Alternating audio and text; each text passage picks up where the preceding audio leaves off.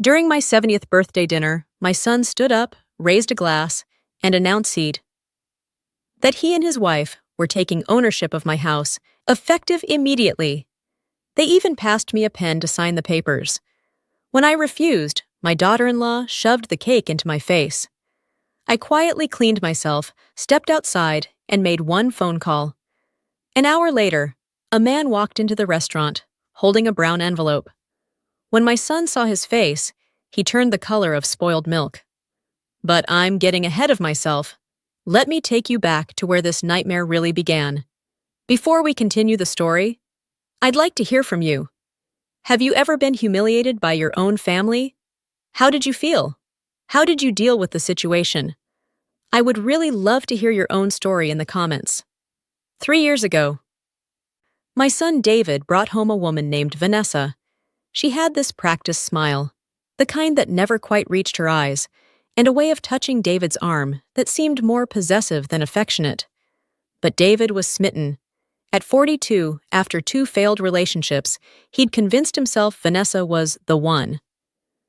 My husband James had passed away 6 years earlier from cancer, and our 3-story Victorian in Seattle's Capitol Hill had become too quiet, too filled with memories. When David asked if he and Vanessa could move into the basement apartment, just temporarily, while they saved for their own place, I said yes without hesitation. That was my first mistake. "Just 6 months, Mom," David had promised. "A year at most." I'd smiled and told him to take all the time he needed. Vanessa moved in 2 weeks later with 17 suitcases and an attitude that made Seattle winters seem warm. The first few months were tolerable, but gradually, things shifted. It started small. Vanessa began leaving her things in my main house, jackets on my reading chair, expensive skincare products colonizing my bathroom, shoes scattered everywhere. When I mentioned it, she laughed. "Oh, Margaret, we're family. Don't be so uptight."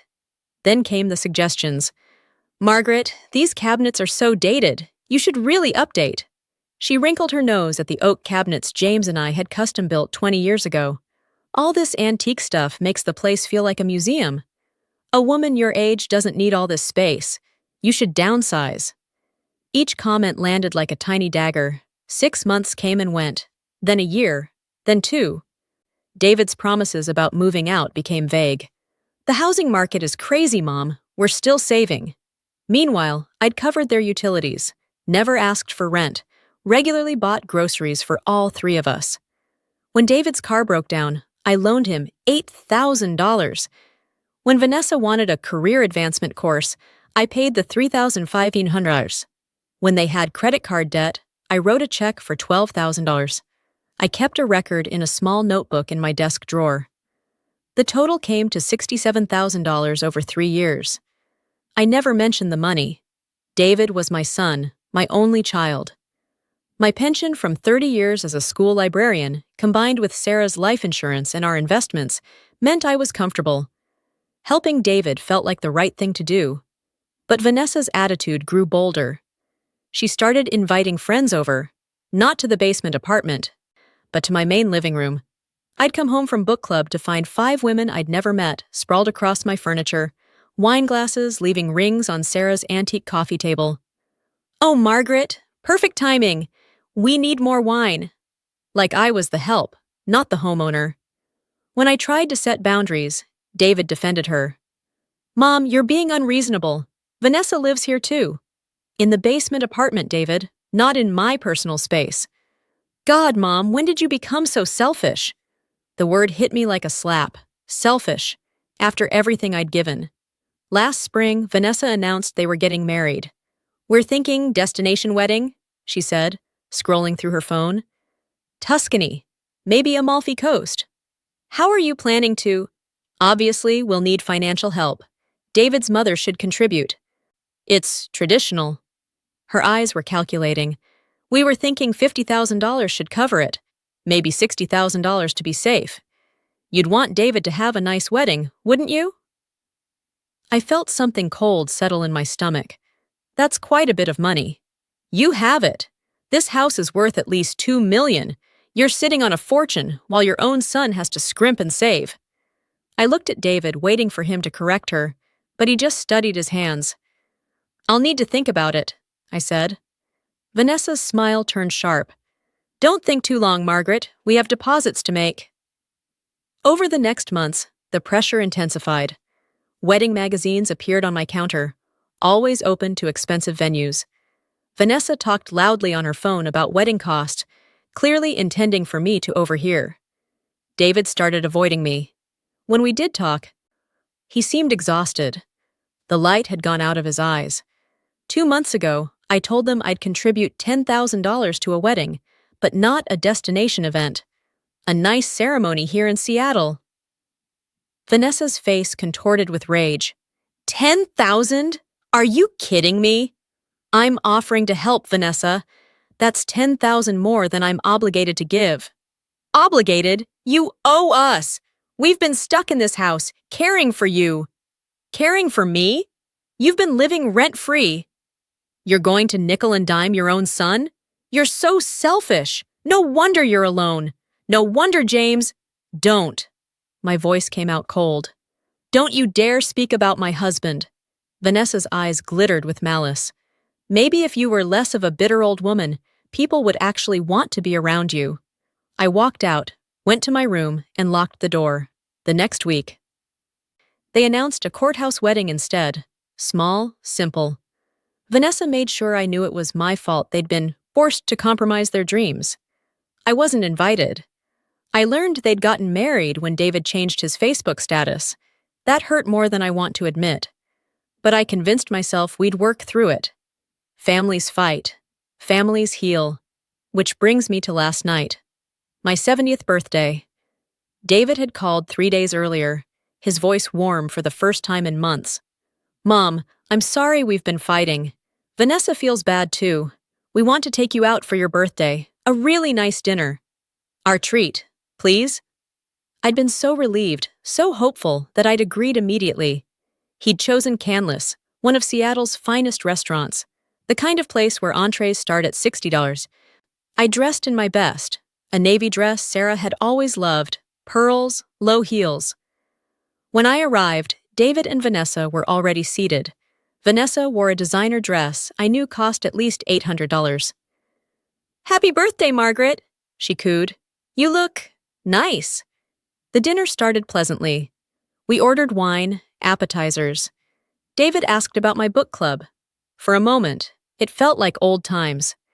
Then dessert arrived, a beautiful chocolate cake with "Happy 70th Margaret" written in elegant script. David stood, raising his wine glass. Other diners glanced over, smiling.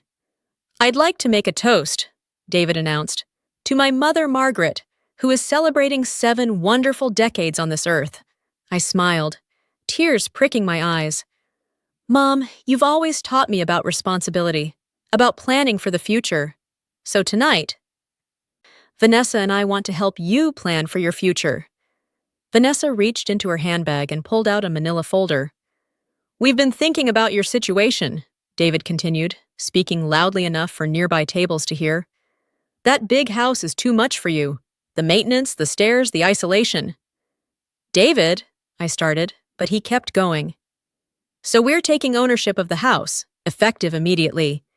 You'll move into a nice assisted living facility we've already toured. Won't that be better?" The restaurant seemed to tilt. "What?" Vanessa slid the folder across the table. "We've already had the papers drawn up. You just need to sign here, here, and here." She tapped 3 sticky tabs. "We've even found a lovely place, Cedar Grove Senior Living. We can move you in next week." I opened the folder with trembling hands. Property transfer documents, power of attorney forms, papers that would sign away everything Sarah and I had built together. "You can't be serious." "Mom, we're trying to help you," David said, not meeting my eyes. "You're getting older. What if you fall? This way, we can take care of the house, and you'll be safe." "I'm 70, David, not 90. I don't need assisted living." "Don't be difficult, Margaret." Vanessa's voice had an edge. "We've been more than patient. We've sacrificed for you. Now it's time for you to do the right thing." Several diners were openly watching. Heat crept up my neck. "The right thing? You want me to sign over my house?" It's just sitting there. You don't need all that space. We could start a family there, but instead you're being selfish. Again. I'm not signing anything, I said quietly. Mom, please. Just sign it. Don't make this harder than it needs to be. Take the pen, Margaret. Vanessa held out an expensive fountain pen. Sign the papers. I pushed the folder away. No! Sign it! Vanessa's screech drew every eye in the restaurant. No! What happened next unfolded in slow motion. Vanessa's face twisted with rage. She grabbed the chocolate cake, lifted it high, and shoved it directly into my face. Chocolate frosting filled my nose, my mouth. Cake crumbled down my dress. Gasps erupted from surrounding tables. There! Vanessa shrieked. There's your birthday, you ungrateful old bitch! I sat there, stunned, covered in cake, while the restaurant descended into chaos. A manager rushed over. David grabbed Vanessa's arm. Several diners had their phones out, recording. With as much dignity as I could muster, I took my napkin and carefully wiped my face. Chocolate frosting stained my hands, my dress, Sarah's pearls. I stood slowly. I'm sorry for the disturbance, I said to the manager. I'll be leaving now. I walked through that restaurant covered in birthday cake, every eye following me. David called after me once, Mom! But I didn't turn around. Outside, the cold Seattle air hit my face. I stood there on the sidewalk, breathing hard, trying to process what had just happened. Then something inside me shifted. I'd spent 3 years being accommodating, understanding, generous. I'd given money, space, grace, patience, and in return, they'd tried to humiliate me into signing over my late husband's home in the middle of a crowded restaurant on my birthday. No more. I pulled out my phone with sticky fingers and dialed a number I'd never thought I'd need. Goldberg, Morrison & Associates. This is the answering service. I need to speak with Robert Morrison. Tell him it's Margaret Hartley, James's widow. Tell him it's urgent. Ma'am, it's 8:30 on a Saturday. Robert gave me his personal number for emergencies. This is an emergency. 2 minutes later, Robert's familiar voice came on the line. Margaret, what's wrong? Robert Morrison had been James's attorney and close friend. He'd handled his will, the trust documents, everything. He'd also warned me 3 years ago to protect myself legally if David's girlfriend moved in. I should have listened then. Robert, I need you at Canlis Restaurant, now. Bring the trust documents, the property records, everything. And Robert? It's time my son learned what his mother actually owns. I'll be there in 40 minutes. Margaret, are you sure? I looked back at the restaurant, its warm lights glowing against the dark sky. I've never been more sure of anything in my life. I hung up and walked back inside. I walked back into Canlis with chocolate frosting still in my hair, my navy dress ruined, but my spine straight. The hostess's eyes widened when she saw me. Ma'am, are you? I'm returning to my table, I said calmly. My son and his wife are still there. I assume? She nodded, uncertain, and gestured toward the dining room. David and Vanessa were still at the table, though the manager stood nearby, clearly trying to decide whether to ask them to leave. The surrounding tables had emptied, guests relocated to escape the drama. Our table sat in the middle of an island of empty seats, a spotlight of shame. When David saw me walking back, his face went pale. Mom, we didn't, he stammered. I didn't sit. I stood at the edge of the table, looking down at the two of them. Vanessa had her arms crossed, her jaw set in defiance, though I noticed her hands were trembling slightly. I've made a phone call, I said quietly. Someone will be joining us shortly. Until then, we're going to sit here in silence. You wanted a public scene, Vanessa. Now you'll get to finish it. You can't tell me what to do, Vanessa snapped, but her voice lacked its earlier venom.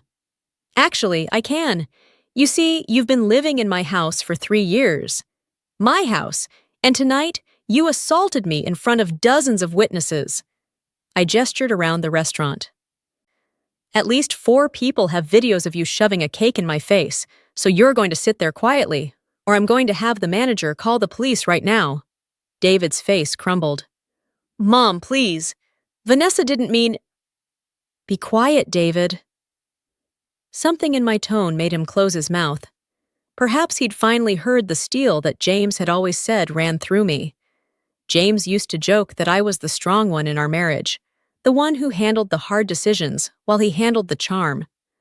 God, I missed him. James would have known what to do from the beginning. He would have seen through Vanessa immediately. I pulled out a chair and sat, ignoring the frosting smearing onto the leather.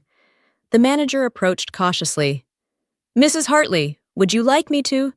"I'd like a glass of water and a towel, please. And privacy for the next hour. My attorney is on his way." The word attorney made Vanessa's eyes flash with something that might have been fear. "Your attorney?" David's voice cracked. "Mom, that's not necessary. We can work this out." "Work what out, David? You tried to coerce me into signing over my home. Your wife physically assaulted me. What exactly is there to work out?" "It wasn't assault," Vanessa hissed. "It was a cake. Don't be so dramatic." I turned to look at her fully for the first time since returning. "Do you know what James used to say about you?" Vanessa blinked, thrown by the change in subject. "What?" "He never met you. He died before David brought you home. But 3 years ago, when David first asked if you could move into the basement apartment, I called James's attorney, Robert Morrison, his best friend from law school, to ask about protecting myself legally. Do you know what he said?" Silence. He said, "Margaret, if this woman is willing to move into your dead husband's house after dating your son for 3 months, she's not there for love. She's there for real estate. Protect yourself." I didn't listen. I thought I was being cynical, paranoid. I thought love should trust. David's face had gone from pale to gray. "Mom." Robert Morrison spent the last 3 years setting up protections I didn't even know I needed. Every 6 months he'd call and say, "Margaret, let me update the trust. Let me add another layer." And every 6 months I'd say, "Robert, you're being paranoid. David would never— My voice caught. But James wasn't paranoid. He was right. The manager returned with water and several towels. I cleaned my face and hands methodically, using the silence to watch my son and his wife. Vanessa had pulled out her phone, typing furiously. David just stared at the table. "Who are you texting?" I asked. Vanessa didn't look up. "None of your business." "Put the phone away, Vanessa." "Or what?" "Or I'll add harassment to the police report I'm filing tomorrow." Her fingers stilled. Slowly, she set the phone face down on the table. We sat in terrible silence for 30 minutes.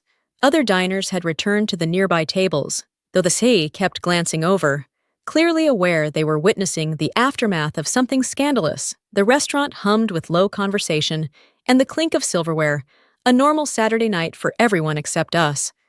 Finally, the hostess appeared again, leading a tall man with silver hair and sharp blue eyes. Robert Morrison carried a leather briefcase and wore jeans and a sweater. He'd clearly been home when I called, but his presence commanded attention. When David saw him, all the remaining color drained from his face. "No," David whispered. "Not him." Robert Morrison didn't smile. He nodded to me. "Margaret." Then his eyes swept over David and Vanessa with the cool assessment of a man who'd spent 40 years practicing law. "David, Mrs. Hartley." Vanessa's face had finally lost its defiance. She looked between Robert and me, and I saw the moment she realized she'd made a catastrophic mistake. "Mr. Morrison," she said, attempting a smile. "This is just a family misunderstanding." "Is that what you call assault?" Robert's voice could have frozen water. He pulled out a chair and sat, placing his briefcase on the table. "Margaret called me an hour ago, covered in cake, informing me that her son and daughter-in-law had attempted to coerce her into signing property transfer documents during what was supposed to be a birthday dinner." "We weren't coercing," David started. "Be quiet." James opened his briefcase. "You tried to make her sign legal documents in a public restaurant after ambushing her. When she refused, your wife committed assault. I have already received 3 videos of the incident from witnesses who responded to Margaret's social media request." "What social media?" Vanessa began, then stopped as I held up my phone. While I was outside, I posted to my Facebook asking if anyone at Canlis tonight had recorded what happened. I got 7 responses. I'd actually reconnected with my account for the first time in months, and my post had been shared 43 times already. The internet moves fast, Vanessa. One of the videos already has 15,000 views. Her face went white. James pulled out a stack of documents. Now let's discuss what you don't know about Margaret's assets, shall we? We don't need to, David tried again. Yes, you do. You very much do. James opened the first folder. Let's start with the house, the Victorian on Capitol Hill that you've been living in. David, do you know who owns that property? Mom does, David said miserably. Wrong. The property is held in an irrevocable trust established by James Hartley in 2015, 4 years before his death. Margaret is the primary beneficiary and trustee, but she cannot sell, transfer, or sign over the property without the approval of 2 other trustees. Vanessa leaned forward. Who are the other trustees? Myself and Margaret's sister Patricia in Boston. James smiled thinly. Neither of whom you've ever met. Neither of whom would ever approve transferring the property to you. But Mom could still... David started. No, she couldn't. Even if Margaret wanted to give you the house, which she clearly doesn't, she lacks the legal authority to do so. The documents you brought tonight? Robert gestured to the manila folder still sitting on the table. Completely worthless. Unenforceable. Any signature Margaret gave under duress would be invalid anyway, but the trust structure makes the entire exercise moot. I watched this information sink in. Vanessa's hands had curled into fists. Furthermore, Robert continued, the trust stipulates that upon Margaret's death, the property transfers to a charitable foundation James established, the Pacific Northwest Library Fund. Not to David, not to any heirs. The house will be sold and the proceeds used to fund literacy programs throughout Washington state. David's head snapped up. What? Your father set this up specifically to prevent what happened tonight. I kept my voice steady, though my heart was breaking. He told me once, after his cancer diagnosis, that he wanted to make sure I'd always be protected. He said, Margaret, people get strange around money and death. I need to know you'll be safe. But I'm his son! David's voice rose. He wouldn't cut me out. He didn't cut you out of everything, David. There's a separate trust for you. But James knew, he somehow knew, that giving you access to the house would be a mistake. I paused. He was right. Vanessa slammed her hand on the table. This is bullshit. You manipulated him. Careful, James said softly. You're already facing assault charges.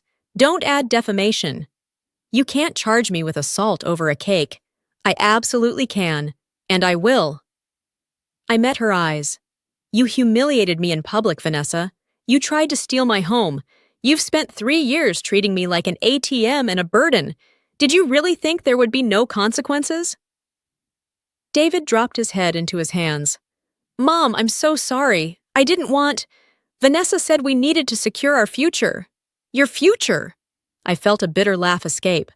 David, you had a future. You had a mother who loved you, who helped you financially, who never asked for anything in return.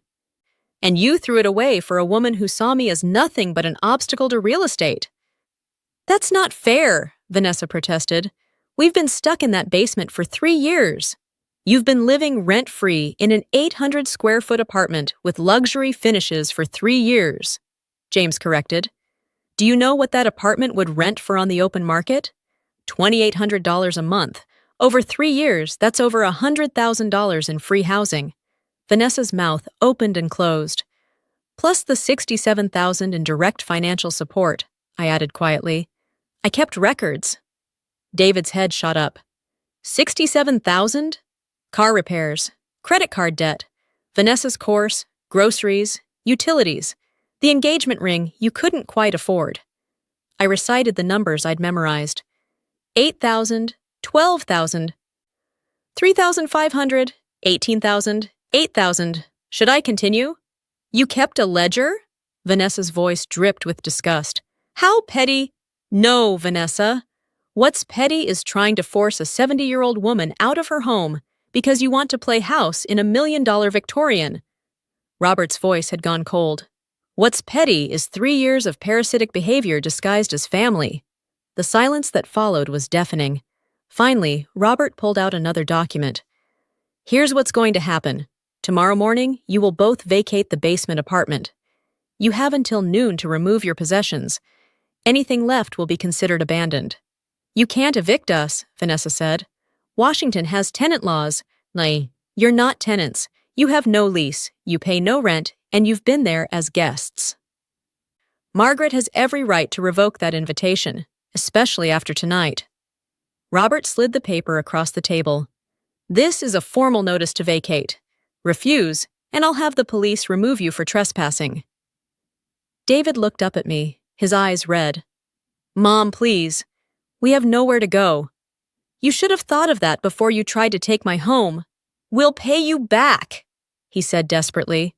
The $67,000, we'll pay it all back. I don't want your money, David. I want you to leave. Something inside me shattered as I said it, but I kept my face neutral. James had taught me that. How to keep business and emotion separate when you needed to survive. Robert closed his briefcase. One more thing. If either of you attempt to contact Margaret, enter her property, or discuss this matter publicly in any way that defames her character, I will pursue legal action. Are we clear? Neither of them answered. Are we clear? James's voice cracked like a whip. Yes, David whispered. Vanessa just glared. I stood, my legs shaky but holding. Goodbye, David. Mom. His voice broke on the word, but I was already walking away, Robert at my side, leaving my son and his wife sitting at a table covered in the ruins of my birthday dinner. Outside, the night air felt sharp and clean. Robert guided me to his car. You did well, he said gently. I just threw my son out of my house. You set boundaries with someone who was hurting you. There's a difference. I climbed into the passenger seat, and only then did I allow myself to cry. Absolutely. I can condense your story to around 1,500 words, keeping the drama, tension, and major plot beats intact while tightening the dialogue. Here's a streamlined version. Part 3. The Collapse, condensed. I didn't sleep that night. Robert Morrison had driven me home, handed me a locksmith's card. Change the locks tonight, Margaret. All of them. At 11, Phil, the locksmith, arrived. By 1 a.m., I had 6 new keys and a bill for $800. Money well spent. The house felt like a tomb. By 7 a.m., my phone buzzed. Text from David. Mom, please. We need to talk. I'm sorry I blocked his number. At 8, I called my sister Patricia. Margaret? She said groggily. I explained everything. She didn't hesitate. I'm coming. James made me trustee. I'm protecting you. By 9, a sleek black Tesla pulled up. Vanessa, designer clothes, oversized sunglasses, dragging a suitcase. She tried the key. It didn't work. She pounded on the door, screaming my name. I recorded everything. This is harassment, she hissed into the phone, then shifted to syrupy sweetness. Margaret, honey, we're family. Can't we talk? I remained silent. Her rage returned. Fine, be a bitter old bitch. You'll regret this. We have rights. David's Honda arrived next. He looked exhausted, desperate. Mom, please, we're sorry. Just let us in. I shook my head. You stopped being my son when you tried to take my home. Vanessa's face turned red. This is about money. You want us to grovel. Robert stepped forward. Calm, firm. 2 hours and 40 minutes. Pack your things. You're not tenants. You're guests. Margaret can revoke your invitation. Vanessa tried legal threats. Robert countered with video evidence. They left, furious. David dropped a note on the counter. Mom, I hope you're happy. You've destroyed your only family over money and pride. We're done. I read it twice, set it down. I'm fine, I told Robert. The house felt emptier but cleaner. I went downstairs. The basement was stripped bare. Everything they'd left behind years ago was gone. My phone buzzed. Unknown number. Vanessa, hope you enjoy dying alone in that house. Ew, you selfish bitch. I blocked it and called Robert. He added it to the file. Restraining order prep. I lit the manila folder from the restaurant incident on fire, watching it curl and blacken. My phone rang. Amanda Cho, Seattle Times, viral video, over 200,000 views, people trying to identify the couple. I turned off my phone. Outside, a news van pulled up. They wanted a story? Fine. I'd give them one. Robert arrived 30 minutes later, just as a second news van pulled up. A reporter was already on my lawn, cameraman in tow, trying to peer through my windows. "Margaret, you don't have to do this," Robert said as he came inside. "We can send them away." No. I looked at my reflection in the hallway mirror. I'd changed into a simple gray cardigan and slacks, pulled my hair back. I looked like what I was, a 70-year-old woman who'd been through hell. People are already speculating, making up stories. I want them to hear the truth. Once you do this, there's no taking it back. Good. I opened the door. The reporter's eyes lit up. "Mrs. Hartley? Amanda Cho, Seattle Times. Can we speak with you about what happened at Canlis?" "Yes, but on my terms. You can film from the porch. I'll give you 5 minutes." "Und yes. No ambush questions." Amanda nodded quickly, gesturing to her cameraman. Within seconds, I was standing in front of a camera, the red recording light blinking. "Mrs. Hartley, thank you for speaking with us. Can you tell us what happened last night?" I took a breath. My son David and his wife Vanessa took me to dinner for my 70th birthday. During dessert, they presented me with legal documents attempting to transfer ownership of my home to them and place me in assisted living. When I refused to sign, my daughter-in-law assaulted me by shoving my birthday cake in my face. Amanda's professional composure slipped. "They tried to take your house? At your birthday dinner?" "Yes. They'd been living rent-free in my basement apartment for 3 years. I'd given them $67,000 in financial support during that time. They decided they were entitled to more. $67,000? Car repairs, credit card debt, educational courses, general expenses. I kept records. And you never asked for repayment? He's my son. I thought I was helping family." My voice cracked slightly. I was wrong about what they considered family. "Where are they now?" "I evicted them this morning.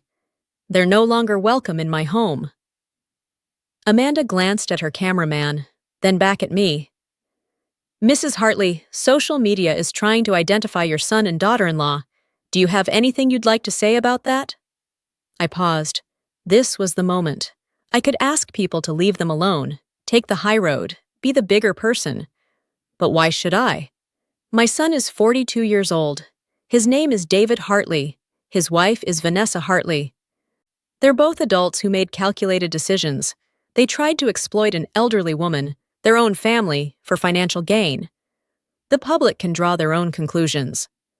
Robert touched my elbow gently, a warning. I ignored it. "Is there anything else you'd like people to know?" Amanda asked. "Yes. My late husband James set up legal protections years ago because he worried something like this might happen. He was right.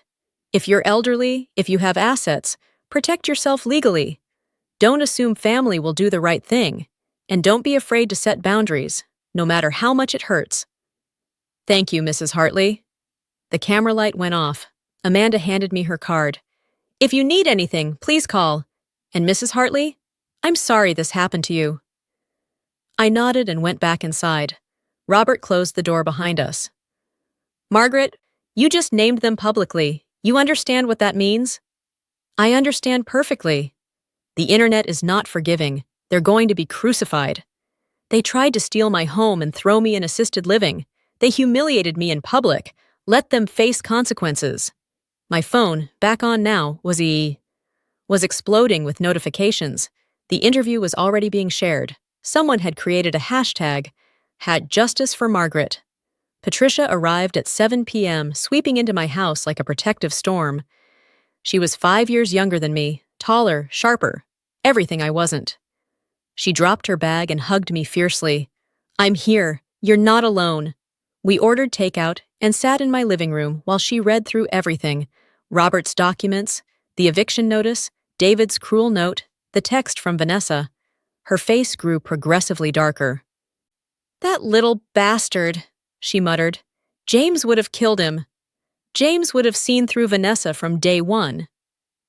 James did see through her. Why do you think he set up all those protections? Patricia set down the papers. Margaret, this is going to get worse before it gets better. Are you prepared for that?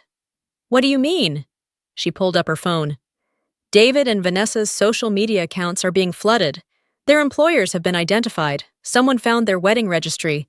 People are leaving reviews on Vanessa's company page. This is turning into a mob. I looked at the screen.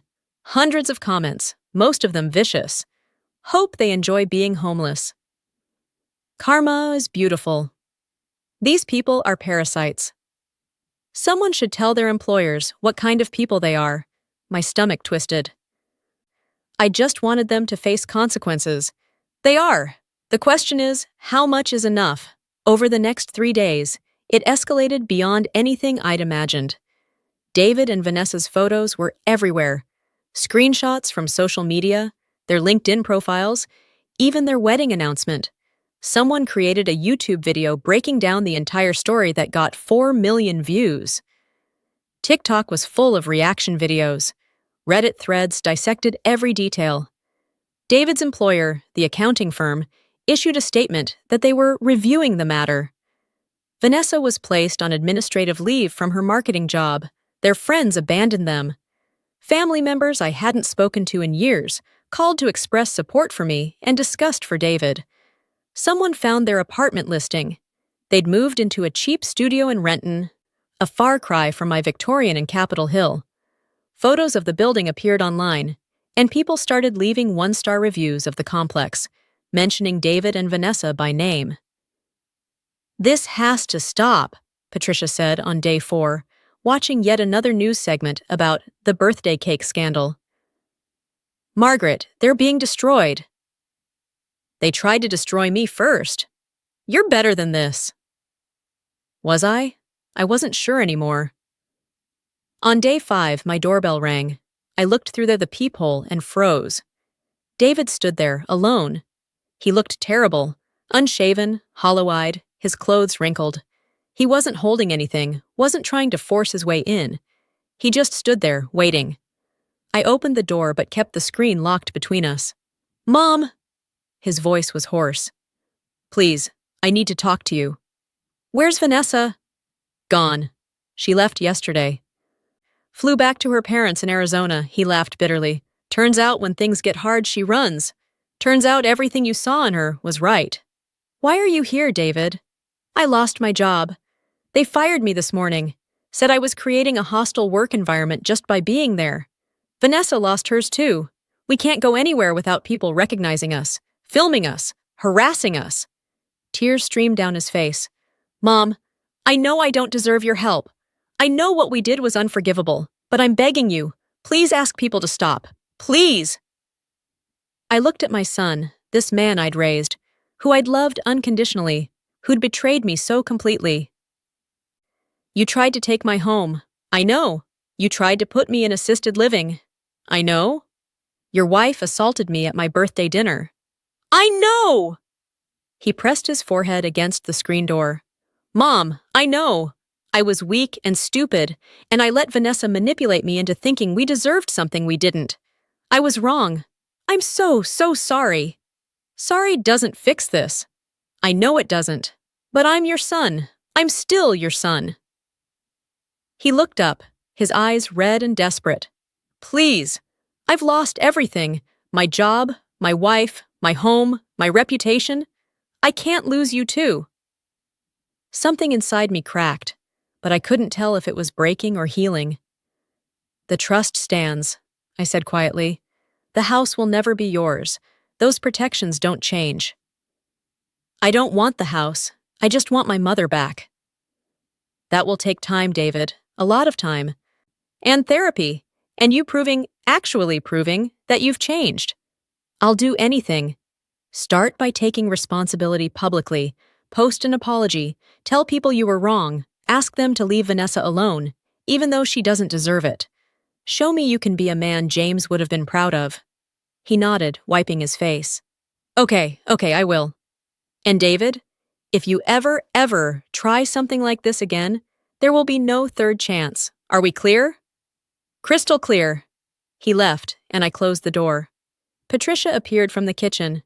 You're really going to forgive him? Eventually, maybe. He's still my son.